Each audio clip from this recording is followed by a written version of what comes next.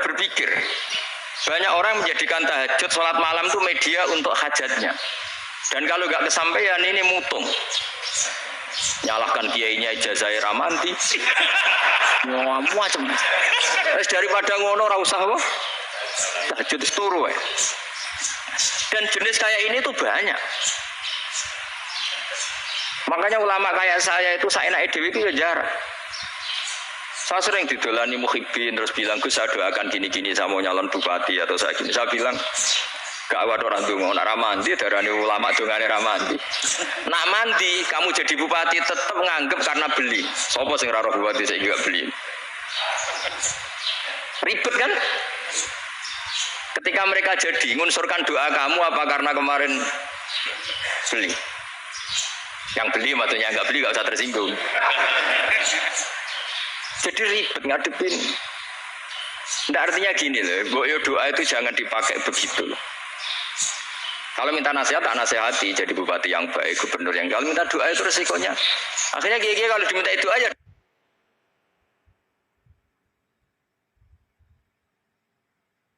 Doa sebenarnya diisinya itu nggak doa kemenangan.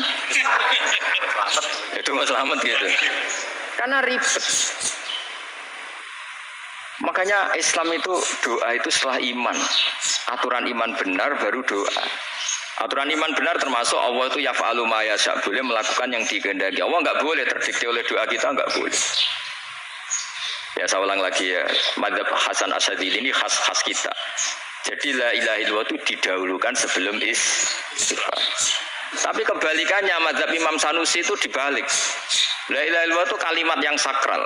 Karena yang sakral dibutuhkan muqaddimah, yaitu yang melafadzkan harus yang sudah bersih, yang sudah steril baru melafadzkan la ilaha illallah. Maka dalam madzhab Sanusiyah istighfar dulu baru la ilaha illallah. Nah, dalam madzhab Abu Hasan Asyadzili kebalikan, istighfar itu sah setelah sahnya tauhid. Kamu ikut mana tuh? Asyadzili apa Sanusiyah? Alhamdulillah sama-sama tidak paham ya sudah. Akhirnya sudah. Ya saya nggak kemana-mana kan. Jadi apa ya? Terus ini saya teruskan ini biar khas pesantren atau khas NU lah. Kalau bahasa Pak Rektor khas NU. Ini Ben sampean tahu beberapa perbedaan itu lazim. Halaman 24. Ya halaman 24 sama 25. Tak baca ini masih orisinil. An Sufyan bin Uyainah ini juga gurunya Imam Syafi'i. Kata Sufyan bin Uyainah, beliau cerita, kana Isa wa Yahya alaihi wasallam ya'tiyanil qaryah. Fayas'alu Isa an syirari ahliha, wa yas'alu Yahya an khiyari ahliha. Jadi Nabi Isa dan Nabi Yahya itu satu generasi, sama-sama masih muda. Kalau di satu kampung yang Nabi Yahya tanya, ini keluarga terbaik siapa? Saya mau nginap di situ, karena kumpul orang baik itu nyaman. Kalau Nabi Isa kebalikan, keluarga terburuk mana ya? Saya tak di situ. Nah, terus akhirnya faqala lahu Yahya lima tanzilu ala syirarin nas. Kenapa kalau kamu bermalam kok malah kumpul orang-orang yang nakal? Innama ana tabibun udawil mardo. Saya ini nabi para dokter. Di mana-mana dokter yang ngumpuli yang sakit, ngobati yang sakit. Makanya di NU itu ya banyak Ki Jazab mengumpuli yang nakal-nakal. Nak tepak yang entas yang nakal, nak tepak ya katut. Ini adu nyali lah sudah itu. Tapi itu ada ilmunya, yaitu niru Nabi siapa? Isa. Kalau kamu dokter penelitian itu cari daerah yang banyak pandemi apa yang bersih? Yang banyak pandemi, karena yang namanya penelitian ya di situ kan. Kalau kamu dakwah ngentas kemiskinan, ke daerah miskin apa daerah kaya? Nah, sama kalau ngentas kefasikan ke daerah fasik apa daerah orang soleh? Fasik. Ya, tapi itu Nabi Isa. Nah, kalau kamu tidak Nabi kan potensinya kan ngacut itu. Tapi setidaknya bahwa kita sering disalahkan karena punya beberapa tokoh yang ngancani fasik-fasik, itu sebenarnya ada dalilnya, yaitu Nabi siapa? Isa. Nah terus masalah tegas dan lunak. Ketika ada mahasiswa misalnya pacaran, boncengan lanang dan perempuan, itu pilihan kita apa? Kalau tegas, terus gak mau mendengar kita. Misalnya gini contoh gampang, tak beri contoh Pak D, jangan orang tua, nanti secara fikih itu beda. Nah ini kan kita orang pesantren, biasa ngaji fikih detail. Kamu Pak D seorang perempuan, mahasiswi misalnya sering pacaran. Setiap ke situ sama pacarnya kamu diam saja. Padahal kamu dosen keislaman. Mesti ponakan kamu nyimpulkan, ternyata pacaran itu tidak apa-apa. Buktinya Pak D itu tidak negur, menengahi. Ini berarti asukut alal mungkar. Tapi kebalikannya, Pak D ini terkenal keras. Nak runo mesti rajaku ponakan. Akhirnya yura runo. Mesti ngerti nama mesti diamu. Nah, dua orang ini sama-sama gagal kan? Yang lunak menjadikan ponakannya pacaran terus karena enggak negur sehingga dikira membolehkan. Sing keras juga gak sempat bina wong rono era wani. Akhirnya dua orang ini sama-sama enggak ketemu, sama-sama enggak berkesempatan membina kan? Gagal membina kan? Karena yang keras ponakannya enggak pernah situ, berarti gak bisa bina kan? Yang lunak membiarkan berarti juga ada bina. Nah, Islam itu antara dua itu. Ya gak terlalu lunak, gak terlalu keras. Karena kalau terlalu keras, misalnya ada kiai terlalu keras, masyarakat mau tanya itu gimana? Lari kan? Loh, saya ini punya pengalaman pribadi.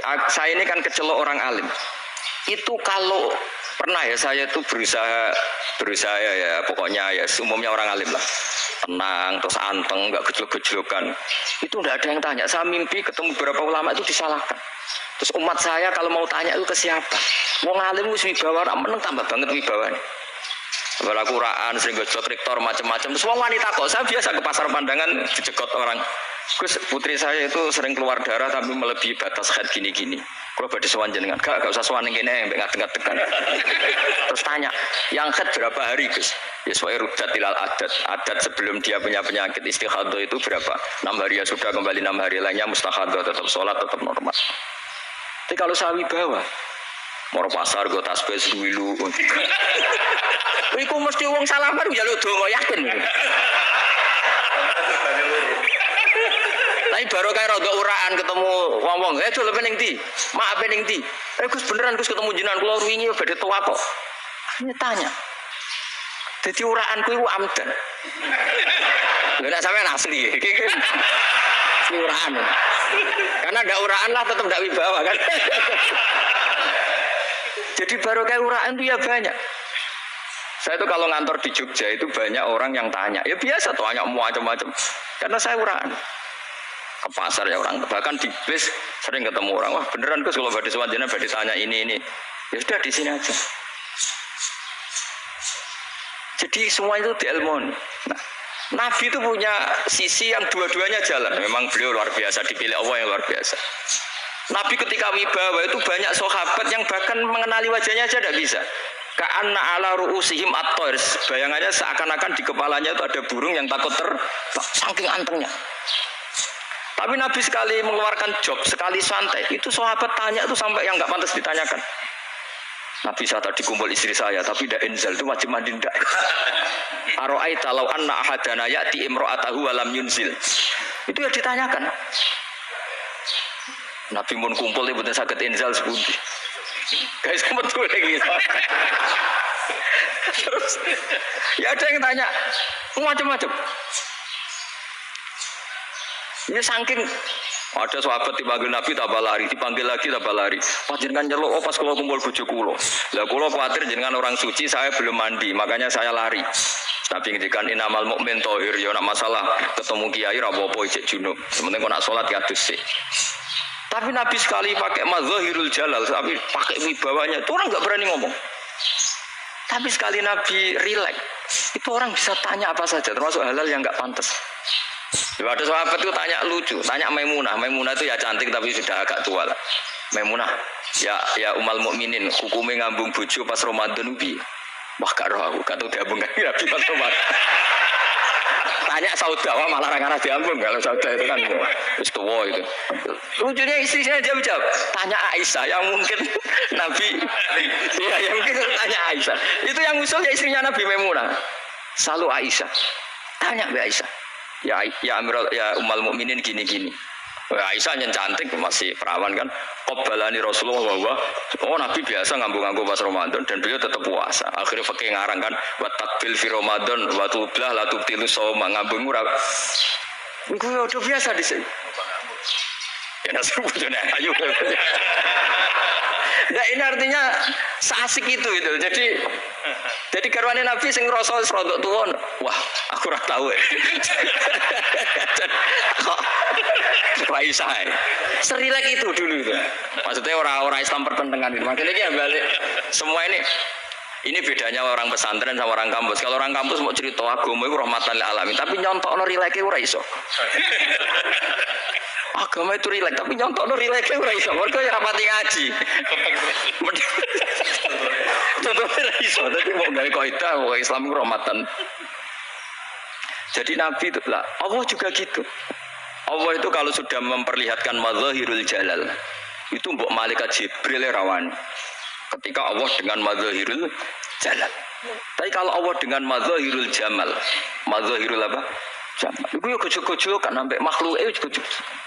Yo buli-bulian cara sakniki.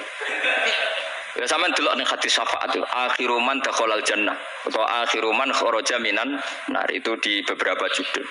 Ada seorang rojul yang ahli neraka ya, tintas mbek pangeran terus dituduhno swarga.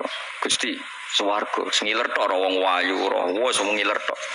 Ngerjaluk Gusti mosok roh tok ora oleh mlebu. Jarimu asal mlebu metu kon neraka ora jaluk-jaluk meneh. Sumpah lo ya, gak jaluk apa-apa neh, mboten Gusti. Sekali saya keluar dari neraka ndak akan minta apa-apa lagi. Wis. Wallahi, la as'alu ghairah.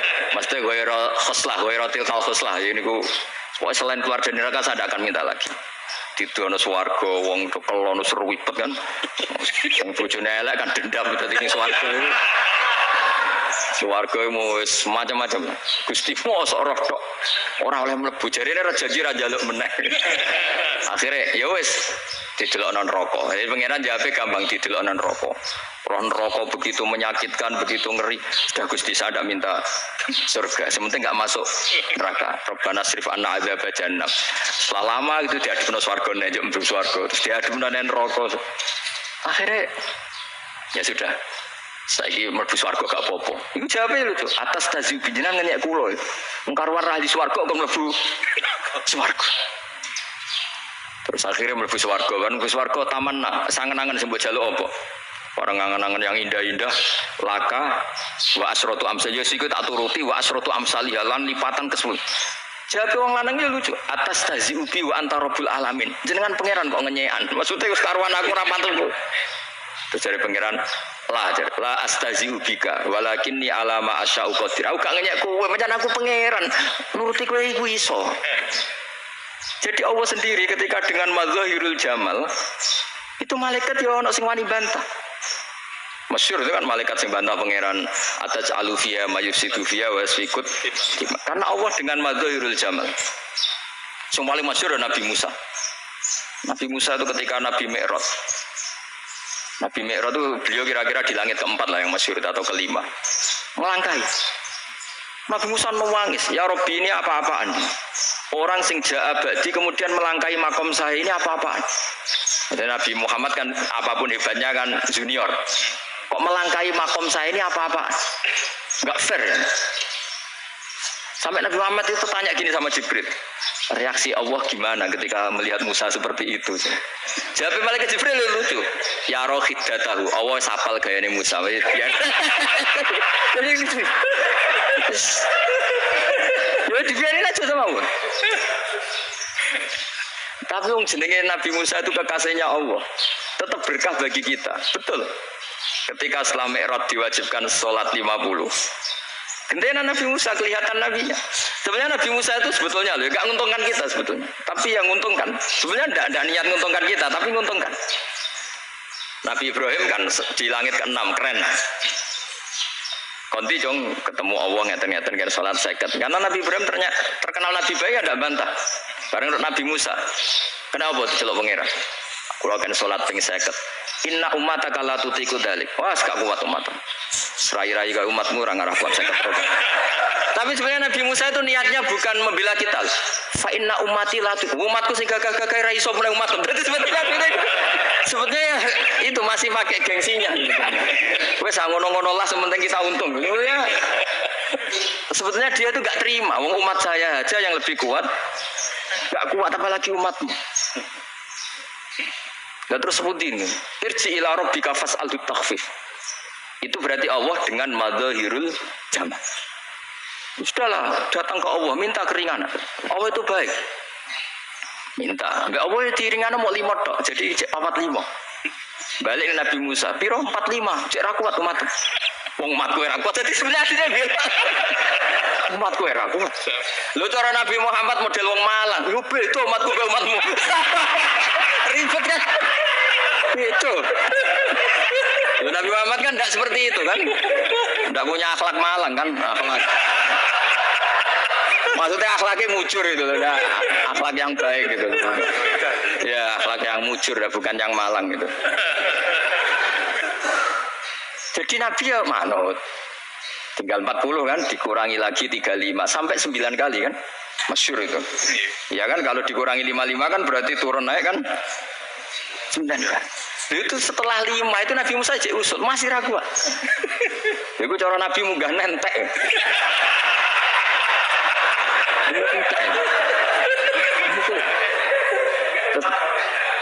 Iya, doa tuntas betul. Bebas. Terus munggah ado-ado laupun. Apain itu? Akhirnya Nabi Muhammad sudah sampun ya kalimah Allah. Saya ini malu sama Allah. Sudah 9 kali dan diturutin terus. Jadi Allah kalau dengan madzahirul jamal itu Nabi Musa biasa nego sama Allah. Tapi ketika Allah dengan madzahirul jalal itu Nabi Musa enggak berani. Yaitu di hadis syafa'ah. Hadis syafa'ah ketika manusia datang ke Nabi Adam, ya tuna Adam. Ya Adam anta abil basar ngene isfa'li ana inda rabbik. Kamu saya minta mensafaati kita. Nabi Musa, Nabi Adam, inna rabbi qad ghadibal yawma ghadaban lam yaghdab qablahu mislah wa la yaghdab ba'dahu mislah. Ini Allah sedang murka besar dan tidak akan murka seperti ini lagi.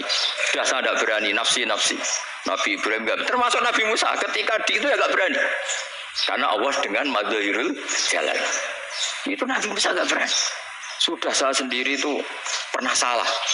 Yaitu saya membunuh seseorang yang enggak disuruh oleh Allah membunuh itu, yang pas menjotosi orang Kipti. Akhirnya datang ke Nabi Muhammad. Pas ke Nabi Muhammad, Allah dengan madzahirul jamal. Dengan madzahirul jamal sampai Kanjeng Nabi ngendikan analah saya akan memintakan syafaat kalian. Terus fa ahmadu rabbi bima hamida allamani ya rabbi. Saya muji Allah dengan pujian-pujian yang orang lain tidak tahu, hanya saya yang diajari, kata Rasulullah. Ya di sini menurut banyak ulama termasuk kitab yang saya baca, kenapa Muhammad sebagian namanya Ahmadu?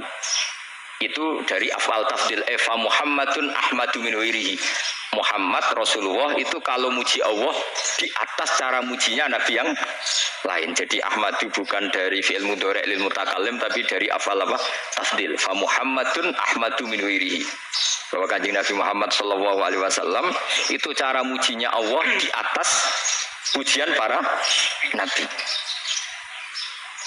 Makanya di sini Sayyid Ali Zainal Abidin kalau muji hamdal hamidin wa fauqa hamdil hamidin. Jadi pujian saya ini di atas rata-rata cara mereka apa? Memuji. Yaitu sirinya apa? Nabi itu tahu bahwa akhirat itu tidak bisa batasi Allah. Kamu tidak bisa nyemprit Allah. Allah, ini akhirat tuh. Amal sudah ada manfaat. Ingat itu. Tidak bisa seperti itu. Allah itu nggak bisa tunduk sama konstitusi yang bernama akhirat. Artinya Allah meskipun di akhirat tetap duwe hak yaf'alu ma biasa atau yaf'alu ma yurid. Nggak bisa kamu terus wah ini akhirat amal ra iso dikirim wong mati, amal ra iso dikirim yo pangeran kok mbok atur. Kalau kita yang mengirimkan tidak bisa, tapi kalau Allah tetap bisa. Makanya ada kiai mengatakan kodok qadar ra iso dirubah, itu kamu. Makanya ada seorang kiai ditanya, kodok qadar ra iso dirubah sekali dicatat selesai. Jadi kiai tadi, tapi nak Allah iso. Dalile apa yang Allahu ma yasha wa yusbit. Nak Allah ya iso, sing ra iso kan kita.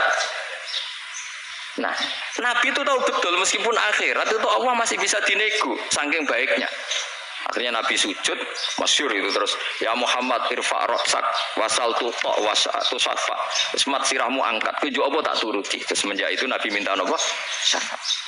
Artinya apa? Ketika Nabi lain berpikir bahwa akhirat ini membatasi amal, karena sudah Nabi tahu betul kalau Allah tetap Allah.